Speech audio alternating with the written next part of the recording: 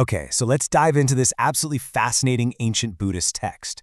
It literally breaks down fetal development week by week, long before modern embryology was even a thing. It really goes to show we've kind of always been obsessed with our origins, right? What we're exploring today is this extraordinary piece of ancient literature that attempts to map out the very beginning of human life. And it does this by blending pretty astounding biological observation with some seriously profound spiritual philosophy. Just to ground us real quick, we're looking at a translated discourse directly from the CBETA Chinese Electronic Tripitaka collection. The text itself is called the Sutra on the Entry into the Womb. In this explainer, we're going to unpack a discourse delivered by the Buddha to his disciple Nanda. And let me tell you, it details the profound and honestly quite intense biological and spiritual journey of birth. Here's our roadmap for today. We're going to cover 1. Conditions for birth. 2. Earth, water, fire, wind. 3. The 38-week journey. 4. Karma shapes the body. 5. The trauma of birth. And finally, 6. Impermanence and freedom. Section 1. Conditions for birth, the cosmic lock and key. So, let's start right at the beginning. What does this ancient text claim are the absolute, non-negotiable requirements to spark a new life? Well, the text outlines 3 strict conditions for conception. It argues that, hey, biology alone just isn't enough. First, obviously, you need the physical union of the parents. Second, there has to be an incoming spirit ready to enter the physical realm. And third, and this is the really unique twist that completely separates this ancient view from modern biology, there must be aligning karmic harmony between the parents and that spirit. If the karma of the incoming spirit is vastly different from the parents, or if their mental states just don't match up, the text asserts that absolutely no conception occurs. It has to be a perfect cosmic lock and key. And this brilliantly illustrates the ancient logic at play here. The sutra uses these really vivid analogies, like bugs spontaneously generating from wheat, or fire sparking from a magnifying glass, to explain this idea of dependent origination. The text points out that, the spirit doesn't originate from the parent's physical matter, but it also can't manifest without it. It's like a giant puzzle. The physical matter is simply a necessary vessel. It's a catalyst for the incoming karmic entity to actually take root. Section 2. Earth, water, fire, wind, building blocks of life. Okay, so once those conditions are met, what are the actual building blocks of this newly forming life? Well, according to the source, once conception happens, the fetus is constructed from 4 interdependent elements. Earth provides solidity, creating bone and structure. Water gives moisture and softness to the flesh. Fire generates warmth and drives digestion. And wind represents breath, movement, and the literal forces of physical growth. But here's the catch. The text heavily emphasizes that these elements absolutely must be in perfect balance. If they fall out of whack, say if the heat of the fire overpowers the moisture of the water, the elements actually destroy each other and development stops entirely. Section 3. The 38-week journey. Gestation milestones. Now, what is absolutely mind-blowing here is the incredibly detailed timeline the Buddha lays out for gestation. I mean, it matches our modern 38-week understanding long before the science for that even existed. We see major biological milestones mapped out over 38 weeks. Weeks 1 to 4 focus on the solidification of those early elements we just talked about. By weeks 5 through 9, the text describes the limbs and facial orifices beginning to emerge. Between weeks 11 and 16, the internal organs, the digestive tract, and what the text calculates as 80,000 veins and vessels are intricately formed. Finally, at week 38, the fetus is turned upside down, getting ready for birth. But what's truly fascinating is how this happens. It's driven not by what we'd call genetics today, but by specialized internal winds that act as these powerful developmental forces. The sutra uses this incredibly striking blacksmith metaphor to describe these forces.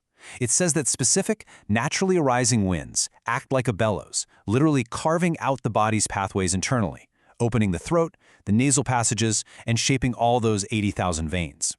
It treats the physical development of the body as this active, almost mechanical sculpting process, directed entirely by karmic wind. Section 4. Karma shapes the body.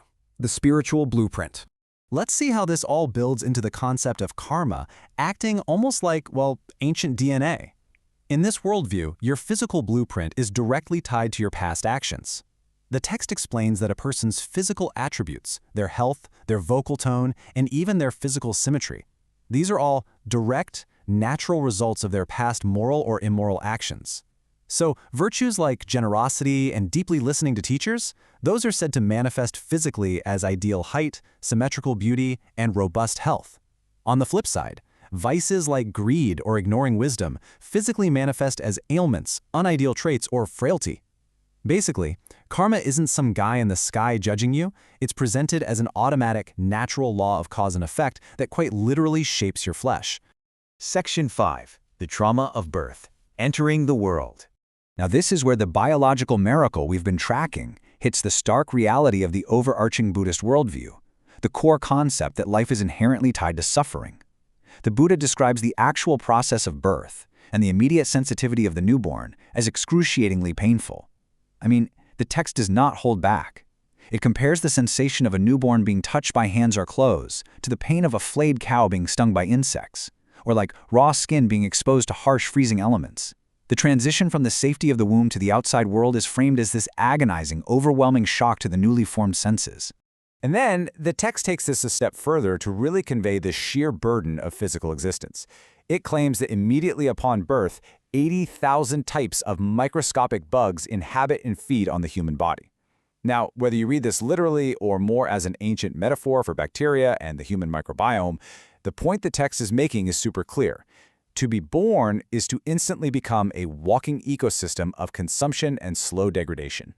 Adding to this massive scale of burden, the text actually sits down and mathematically calculates the lifelong upkeep of this body. It notes that a person living to 100 years old will consume exactly 72,000 meals. Just think about that. That's 72,000 times a human being must seek out, prepare, and consume food, just to painstakingly maintain this fragile, demanding physical form. Honestly, it is an exhausting amount of work when you frame it like that.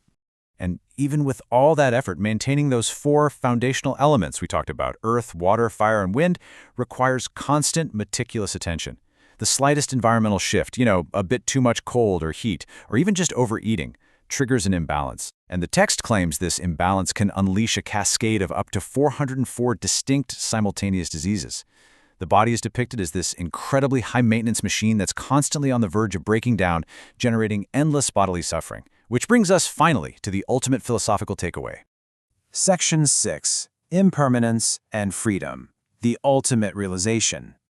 This right here is the climax of the Buddha's lesson to Nanda, where we pull back from all that intricate biology to look at the grand philosophy. The overarching takeaway from this entire discourse is not just some ancient lesson in anatomy. It's a profound realization that because the body is constructed from shifting, unstable elements and past karmic baggage, it is completely impermanent. It's a vessel that demands constant maintenance and is intrinsically tied to suffering. Because of its very nature, the physical form can never, ever offer true, lasting peace. And so, the Buddha concludes his teaching to Nanda with a massive challenge. After mapping out the incredible, complex, but ultimately painful journey of being built in the womb and surviving in the world, we leave you with this final, profound question directly from the text. Given the deep impermanence and the unavoidable suffering of the physical form, who would choose to remain in this endless cycle of rebirth? It really challenges us to look beyond the miracle of the physical body and ask ourselves what it truly takes to seek ultimate liberation.